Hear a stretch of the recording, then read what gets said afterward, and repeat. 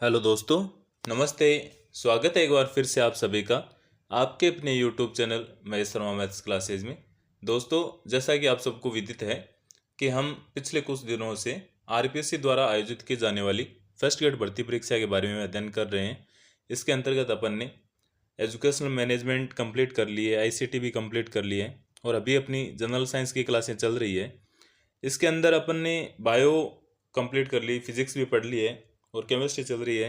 Chemistry की अभी तक अपनी 2 क्लासें हो गई है, जिसके अंदर अपन अणु और परमाणु के बारे में पढ़ रहे थे। परमाणु के अंदर अपन ने डॉल्टन का मॉडल है या रदरफोर्ड का है, डी ब्रोगली का है, सम बारीक सम न्यूटोनी की, इन सब की अपन ने डिटेल से चर्चा की है। आई होप आपको ये क्लासें अच्छी लग रही होगी। अगर अच्छी लग रही है तो लाइक करते रहना, अपने दोस्तों के साथ में शेयर करना, कमेंट करके फीडबैक ज़रूर देते रहना ताकि मुझे और ज़्यादा मोटिवेशन मिले या और मुझे क्या इम्प्रूवमेंट करना है ये भी आप कमेंट करके आप बता सकते हो। अभी हमारी 2 क्लासें हो गई है जिसके अंदर अपन ने बहुत कुछ पढ़ा है और जो अपनी आज तीसरी क्लास है इसके अंदर अपन ये टॉपिक कंप्लीट कर लेंगे। परमाणु और अणु वाला है। इसके अंदर अपन क्वांटम संख्याओं के बारे में पढ़ रहे थे पिछले कक्षा में। यहाँ से आज की क्लास शुरुआत करता हूँ मैं। क्वांटम संख्याओं के बारे में अपन ने ये देखा था कि मुख्यतः अपन 4 क्वांटम संख्या है इनकी चर्चा करते हैं। इसके अंदर अपन ने मुख्य क्वांटम संख्या पढ़ भी ली है। आज हम द्विगुणित क्वांटम संख्या है, चुंबकीय क्वांटम संख्या है, चक्रण क्वांटम संख्या है, इनकी बात करने वाले हैं। अगर आपने पीछे की 2 क्लासें नहीं देखी है तो प्लीज़ पहले जाके वो क्लासें देख लेना ताकि एक रिदम बना रहे, आपको अच्छे से समझ में भी आ जाए। तो चलो बिना देरी के हम शुरू करते हैं आज की क्लास, जिसके अंदर हमने जैसे पिछली कक्षा में मुख्य क्वांटम संख्या पढ़ी थी तो थोड़ा सा इसके बारे में वापस रिपीट कर लेते हैं कि इसको स्मॉल एन है उसके द्वारा प्रदर्शित किया जाता है। बोर ने इसके बारे में बताया था। मुख्य क्वांटम संख्या है, ये कोष या कक्षा है, इसको दर्शाती है और ये कक्षा का आकार भी दर्शाती है और मैंने आपको बताया था कि ये कक्षा की ऊर्जा भी दर्शाती है और इसका मान है वो 1 से लेकर अनंत तक हो सकता है, जो हमने पिछली कक्षा में चर्चा की थी। 1 है उसको के से, 2 है उसको एल से, 3 है उसको एम से, ऐसे डिनोट करते हैं। ये भी मैंने आपको बताया था। किसी कोष में कक्षकों की संख्या है वो एन स्क्वायर होती है। जैसे अपने को ये पूछ ले कि एम कोष में कितनी है या कौन से कोष में कक्षकों की संख्या कितनी है, तो हम किससे बताएंगे? एन स्क्वायर से बताएंगे। ये सब अपने देखा था। इसके अंदर मैंने आपको बताया था कि कभी भी जो मुख्य क्वांटम संख्या है इसका मान शून्य नहीं हो सकता। इसके बारे में अपन ने चर्चा की थी। इसके आगे अपन ने देखा था कि इसके अंदर इलेक्ट्रॉनों की संख्या, किसी कोष में अधिकतम इलेक्ट्रॉनों की संख्या वो 2n स्क्वायर होती है। ये मैंने आपको बताया था कि ये याद भी रखना है। इसके आधार पे ही हम निकाल सकते हैं। जैसे k है तो k में k का मान होता है 1, तो n का मान यहाँ 1 हो गया और 2 है ही, तो 1 का स्क्वायर 1 और 2 को गुणा करेंगे तो कितना आ जाएगा? 2। यहाँ ऐसे ही 2 का स्क्वायर करेंगे तो 4, 4 को 2 से गुणा करें तो 8, ऐसे 18, 32, KLMN ऐसे आगे चलता जाता है। कक्षा के बारे में मैंने आपको बताया था कि किसी परमाणु में नाभिक के चारों ओर वह क्षेत्र जहाँ इलेक्ट्रॉन पाए जाने की प्रायिकता है वो सबसे अधिक होती है, उसे क्या कहते हैं? कक्षक कहते हैं। इसके आगे आज अपन देखते हैं द्विगुणित क्वांटम संख्या। अगर द्विगुणित क्वांटम संख्या की बात करेंगे इसको किससे प्रदर्शित करते हैं? तो स्मॉल एल से प्रदर्शित करते हैं। और इसके बारे में किसने बताया था? तो सोमरफील्ड नाम के एक वैज्ञानिक हुए थे, उन्होंने इसके बारे में बताया था। यह संख्या है जो द्विगुणित क्वांटम संख्या है, ये उपकोषों की संख्या बताती है। उसके अलावा बहु इलेक्ट्रॉन है उसके परमाणु की ऊर्जा भी प्रदर्शित करती है। ये कक्षक का त्रिविमीय आकार बताती है और एल का मान है वो 0 से लेकर n-1 तक होता है, अर्थात ये n पर निर्भर करती है। जो मुख्य क्वांटम संख्या है उस पर निर्भर करती है। इसका मान उससे 1 कम होता है यानी n-1। जैसे n का मान अगर कहीं 4 होगा तो l का मान क्या होगा? 0 से लेकर 3 तक ही होगा। इसका मतलब क्या हुआ? ये मुख्य क्वांटम संख्या पर निर्भर करती है। पहले कोष में अगर n बराबर 1 होता है तो इसका मतलब l बराबर वहाँ 0 होता है। दूसरे कोष में अगर n बराबर 2 है तो इसका मतलब l बराबर क्या होगा? 0 से लेके 1 तक। ऐसे n बराबर 3 तो 0 1 2 और l बराबर अगर 4 तो 0 1 2 3 यानी 1 कम होता है उससे। l के मान है वो 0 से लेके इनफाइनाइट तक होता है। मुख्य क्वांटम संख्या का मैंने बताया था मान कभी 0 नहीं होता, लेकिन द्विगुणित क्वांटम संख्या का मान 0 भी होता है। और कब होता है? जब n का मान 1 होता है, उस टाइम। इनके संगत है वो उपकोष, जैसे क्रमशः S है, P D F G H, ये इनके संगत उपकोष होते हैं। इनके आकार के बारे में अपन देखेंगे कि इनका आकार भी कैसा होता है।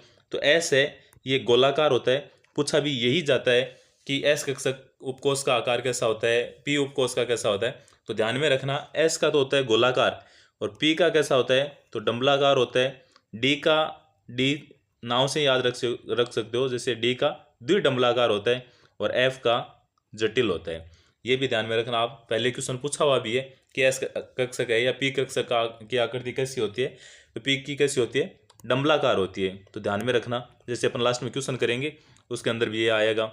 इलेक्ट्रॉनों की कोणीय संवेग द्विगुणित क्वांटम संख्या पर निर्भर करता है। तो अगर हमें यही पूछ ले कि कोणीय संवेग किस पर निर्भर करता है, कौन सी संख्या पर निर्भर करता है, तो किस पे, द्विगुणित क्वांटम संख्या पर। और कोणीय संवेग होता कितना है, तो h/2 under root l into L plus 1 होता है। अतः किसी भी कक्षक के लिए द्विगुणित क्वांटम संख्या कोणीय संवेग एवं अन्य मानों को ज्ञात करने में सहायक है। और अगर हमें ये पूछ ले कि बहु इलेक्ट्रॉनीय परमाणु की ऊर्जा कितनी होती है, तो E बराबर, एनर्जी को E से डिनोट करते हैं, तो 1,09,377 इंटू h/4 इंटू 12+1 जूल होती है।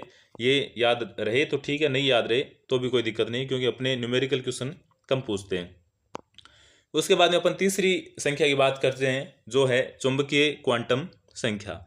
और चुंबकीय क्वांटम संख्या इसको किससे डिनोट करते हैं, तो अपन स्मॉल m से। इसके बारे में सबसे पहले किसने बताया, तो लैंडे ने इसके बारे में बताया था। चुंबकीय क्वांटम संख्या किसी कक्षक में उपस्थित इलेक्ट्रॉन है उसका चुंबकीय गुण की व्याख्या करती है। नाम से स्पष्ट है। इसमें याद क्या रखना है, मुख्य तो अपने को ये याद रखना होता है कि इसके बारे में किस वैज्ञानिक ने बताया था। तो इसके चुंबकीय के बारे में लैंडे ने बताया था। ये क्या दर्शाती है, तो ये चुंबकीय गुण की व्याख्या करती है।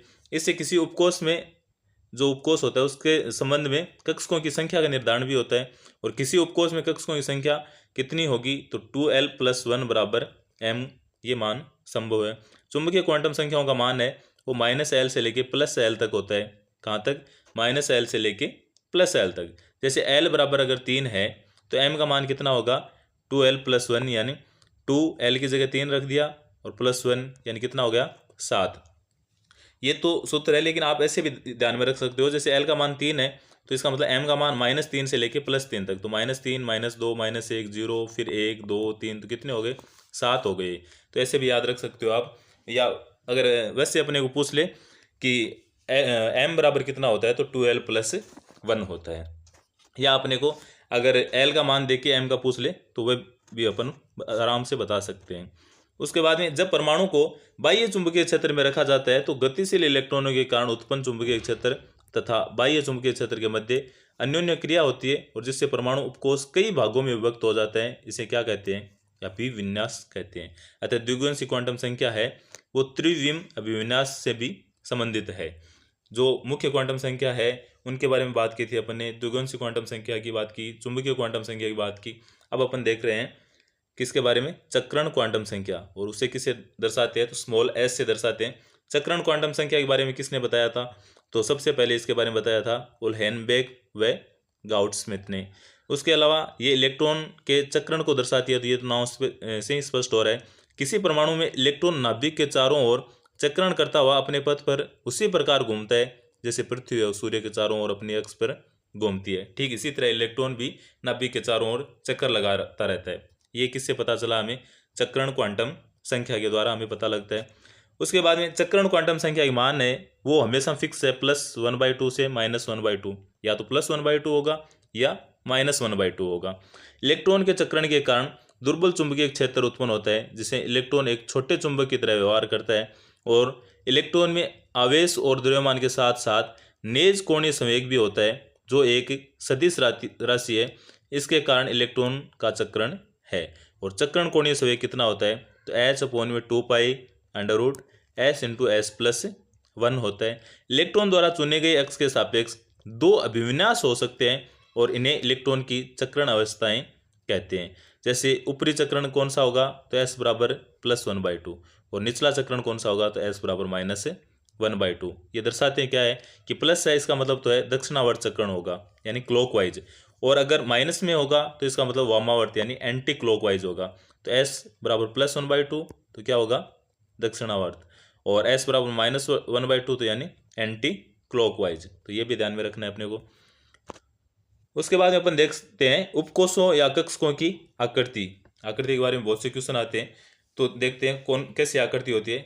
सबसे पहले अपन देखते हैं नोड या नोडीय या नोडल तल है ये कौन से होते हैं, तो ये वो होते हैं कि नाभिक के चारों ओर का वह क्षेत्र जहाँ इलेक्ट्रॉन पाए जाने की संभावना शून्य होती है, उसे क्या कहते हैं, नोडीय तल कहते हैं। कि ऐसा क्षेत्र जहाँ पर नाभिक के चारों ओर ऐसा क्षेत्र जहाँ पर इलेक्ट्रॉन पाए जाने की संभावना शून्य के बराबर होती है, न के बराबर होती है, वो क्या होता है, नोडीय तल। और मुख्य क्वांटम संख्या n का मान बढ़ने पर नोड तलों की संख्या भी क्या होती है, बढ़ती है। अब देखते हैं अपन एस कक्षकों की आकृति। तो अपने देखा है पीछे कि एस कक्षकों की आकृति कैसी होती है, तो गोलीय होती है, और जिसका केंद्र है वो कहाँ होता है, नाभिक के अंदर होता है, क्योंकि आकृति अगर गोलीय है तो उसका केंद्र कहाँ होगा, नाभिक में।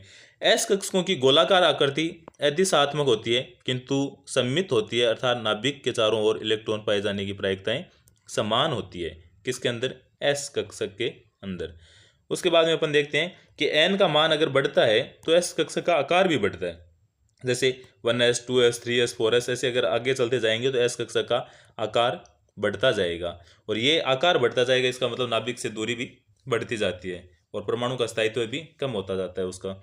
एस में नोड तलों की संख्या n-1 होती है, अर्थात 1s में नोड तल कितने होंगे, 1 - 1 बराबर 0।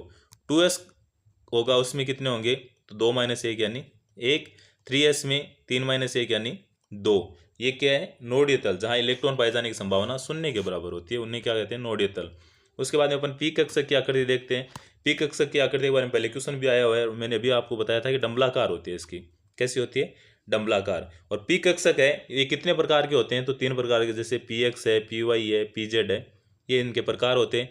इन जो अक्षों पर वह उपस्थित होते हैं, ये कहाँ होते हैं, विभिन्न, जो पी एक्स है वो एक्स अक्ष पर, वाई है तो वाई पर, और पी जेड है तो जेड एक्सेस पर, जहाँ इलेक्ट्रॉन के पाए जाने की संभावना अधिकतम होती है। ये क्षेत्र पाली या पालियाँ कहलाते हैं। क्या कहलाते हैं, पाली या पालियाँ। या पालियाँ जहाँ आकर मिलती है वहाँ इलेक्ट्रॉन के पाए जाने की संभावना शून्य होती है, कि जहाँ ये पालियाँ आके मिलती है वहाँ इलेक्ट्रॉन नहीं पाया जाता। अक्षों पर उपस्थित पालियों में दोनों ओर इलेक्ट्रॉन के पाए जाने की संभावना समान होती है। दोनों ओर को से, जैसे इस साइड और इस साइड, दोनों ओर समान होती है। ये जो बीच में है एकदम, जहाँ दोनों अक्ष मिल रही है वहाँ इलेक्ट्रॉन के पाए जाने की संभावना शून्य के बराबर है, और जहाँ इलेक्ट्रॉन के पाए जाने की संभावना शून्य के बराबर होती है उसे क्या कहते हैं, अपन नोडीय तल कहते हैं। तो ये पी एक्स की आकृति, ये पी वाई की, और ये पी जेड की। ये देखो पी जेड पे बना हुआ है, ये पी वाई पे है, और ये पी एक्स पर है। अब देखते हैं अपन डी कक्षक की आकृति। तो डी कक्षक की अभी अपने देखी थी, द्विडंबलाकार आकृति होती है डी कक्षक की। और कुल 5 डी कक्षक होते हैं, कौन कौन से, तो D X Y, D Y Z, D X Z, और D X square minus Y square, और डी जेड स्क्वायर। तो ये 2 अलग से अपने को ध्यान में रखने हैं, बाकी तो D X Y, D Y Z और डी एक्स जेड होते हैं। सामान्य परिस्थितियों में पांचों डी कक्षकों की ऊर्जाएं समान होती है, किंतु अभिविन्यास की स्थिति में ऊर्जा भिन्न भिन्न भी हो जाती है। D X Y, D Y Z, D X Z, D X square minus Y square, इन चारों कक्षकों में प्रत्येक में 4 पालियां होती है, और डी जेड स्क्वायर की आकृति कुछ इनसे भिन्न होती है। D X Y, D Y Z और डी एक्स जेड में इलेक्ट्रॉन के पाए जाने की संभावना है वो अक्षों के मध्य अधिकतम होती है, क्योंकि इनमें पालियां अक्षों के मध्य उपस्थित होती है। लेकिन जो D X square minus Y square तथा डी जेड स्क्वायर है, इसमें इलेक्ट्रॉन के पाए जाने की अधिकतम संभावना है वो अक्षों पर होती है। और ये किस कारण होता है, क्योंकि इनकी पालियां हैं वो अक्षों पर होती है। ये जैसे D X square minus Y square की और ये डी जेड स्क्वायर की आकृति बनाई हुई है, इसे भी आप देख सकते हैं। अब अपन देखते हैं, अपन इससे संबंधित टॉपिक से संबंधित जो भी क्वेश्चन है वो सब देखते हैं, जो पहले एग्जाम में आए हुए भी हैं या आप आगे भी आ सकते हैं। तो आज का पहला क्वेश्चन है कि पी एक्स की आकृति कैसी होती है। तो पी एक्स की कैसी होती है, डंबलाकार होती है। हमने देखा भी था कि पी एक्स की आकृति कैसी होती है, तो डंबलाकार। एस की कैसी होती है, तो गोलाकार तो होती है एस की। द्विडंबलाकार किसकी होती है, तो डी की होती है, और डंबलाकार पी की होती है। दूसरा क्वेश्चन आज का कि पदार्थ का परमाणुविक सिद्धांत सर्वप्रथम किसने प्रस्तुत किया था। तो सर्वप्रथम किसने किया था, जॉन डाल्टन ने इसके बारे में बताया था। तीसरा है कि एस कक्षक के लिए कक्षक कोणीय संवेग का मान कितना होता है। तो एस कक्षक के लिए कितना होता है कक्षक कोणीय संवेग का मान, एस के लिए सिर्फ 0 होता है, बाकी सब के लिए अलग अलग होता है। चौथा क्वेश्चन है द्रव्यमान संख्या किसका योग होता है। तो अपन ने देखा था पहली क्लास में कि द्रव्यमान संख्या वो किस किस का योग होता है, तो प्रोटॉन और न्यूट्रॉन का योग होता है द्रव्यमान संख्या। ये 4 क्वेश्चन थे। 5वां क्वेश्चन देखते हैं अपन कि निम्नलिखित में से किस सिद्धांत द्वारा द्रव्य के द्वैत प्रकृति को दर्शाया गया। तो किसके द्वारा, डी ब्रोगली सिद्धांत है उसके द्वारा क्या दर्शाया गया था, द्रव्य की द्वैत प्रकृति के बारे में बताया गया था। छठा क्वेश्चन है कि किसी एक निश्चित बिंदु से प्रति सेकंड गुजरने वाली तरंगों की संख्या क्या कहलाती है? तो आवर्ती कहलाती है। और आवर्ती का जो उल्टा होता है उसे क्या कहते हैं? आवर्तकाल कहते हैं। सातवां क्वेश्चन है कि इलेक्ट्रॉन का एंटी पार्टिकल क्या होता है? तो जो इलेक्ट्रॉन है उसका एंटी पार्टिकल क्या होता है? पॉजिट्रॉन होता है। क्या होता है? पॉजिट्रॉन, जो कि हमने पहली कक्षा में ही देखा था। आठवां क्वेश्चन है कि विद्युत क्षेत्र के प्रभाव में स्पेक्ट्रमी रेखाओं का विपाटन क्या कहलाता है? विद्युत क्षेत्र के प्रभाव में जो स्पेक्ट्रमी रेखाएं हैं उनका विपाटन क्या कहलाता है? तो क्या कहलाता है? स्टार्क प्रभाव कहलाता है। जिमान नहीं कहलाता, स्टार्क प्रभाव कहलाता है। उसके बाद में देखते हैं कि एक कक्षक में विपरीत चक्रण वाले अधिकतम 2 इलेक्ट्रॉन ही उपस्थित होते हैं। किस नियम की पालना करते हैं? तो ये किस नियम की पालना करते हैं? पाउली के अपवर्जन नियम की बात करते हैं। उन्होंने तो क्या बोला था कि झुंड मत करो, यानी एक एक इलेक्ट्रॉन भरने हैं। 10वां क्वेश्चन है कि किसी परमाणु की परमाणुक संख्या से निम्नलिखित में से किसकी संख्या का पता चलता है? तो किसका पता चलता है कि किसी परमाणु की परमाणुक संख्या से निम्नलिखित में से किसका पता चलता है? तो अपने को पता है प्रोटॉन का पता चलता है। परमाणु संख्या से किसका पता चलता है? प्रोटॉन का। 11वां है कि एक परमाणु की परमाणु संख्या क्या होती है जिसमें 10 प्रोटॉन है और 11 न्यूट्रॉन है? तो परमाणु संख्या क्या होगी? 10 ही होगी, क्योंकि प्रोटॉन हमेशा परमाणु संख्या बताते हैं। द्रव्यमान संख्या के लिए प्रोटॉन और न्यूट्रॉन दोनों चाहिए अपने को। 12वां क्वेश्चन है कि एक ही तत्व के परमाणु जिनकी परमाणु संख्या समान लेकिन द्रव्यमान संख्या अलग अलग है। अगर परमाणु संख्या समान है तो इसका मतलब तो हो गया समस्थानिक। द्रव्यमान संख्या अगर समान होती तो क्या होते? समभारिक होते। और न्यूट्रॉन की संख्या समान होती तो सम न्यूट्रॉनिक होते। उसके बाद में अपन देखते हैं 13वां क्वेश्चन कि हाइड्रोजन के रेडियो सक्रिय समस्थानिक को कहते हैं। जो हाइड्रोजन है उसका रेडियो सक्रिय, जो अपने पहली कक्षा में देखा था, ट्राइट्रियम यानी 1s3 है, रेडियो सक्रिय होता है। इसके बारे में अपन ने बात की थी। 14वां क्वेश्चन है कि बोर के अनुसार इलेक्ट्रॉन केवल उन्हीं कक्षाओं में चक्कर लगाता है जिनका कोणीय संवेग किसके बराबर होता है? h/2π का पूर्ण गुणज हो। क्या हो? h/2π का पूर्ण गुणज हो। पिछले कक्षा में देखा था अपन ने। और आज का अंतिम क्वेश्चन है 15वां क्वेश्चन कि निम्नलिखित में से द्विगुणसी क्वांटम संख्या को प्रदर्शित किया जाता है। अभी देखा था अपन ने द्विगुणसी क्वांटम संख्या, उसको किससे प्रदर्शित करते हैं? एल द्वारा प्रदर्शित करते हैं। ये चारों कक्षाएं दे रखी है, लेकिन एल द्वारा किसको प्रदर्शित करते हैं? द्विगुणसी क्वांटम संख्या को। ये थी आज की क्लास जिसके अंदर अपन ने परमाणु और अणु से संबंधित जो टॉपिक था उसे कंप्लीट किया है। इसके बाद में जो नेक्स्ट क्लास होगी उसके अंदर अपन रासायनिक अभिक्रिया के बारे में देखेंगे, और वो एक क्लास में अपन आराम से पढ़ लेंगे रासायनिक अभिक्रिया के बारे में। आई होप आपको ये क्लासें अच्छी लग रही होगी। अगर अच्छी लग रही है तो लाइक करना, अपने दोस्तों के साथ में शेयर करना, कमेंट करके अपना फीडबैक ज़रूर देना। और हाँ, अगर अभी तक आपने चैनल को सब्सक्राइब नहीं किया है तो ज़रूर कर लेना, ताकि जो भी अपनी नेक्स्ट क्लास आती है उनका नोटिफिकेशन आपको मिलता रहे। Thank you. मिलते हैं एक नई क्लास में नए टॉपिक के साथ।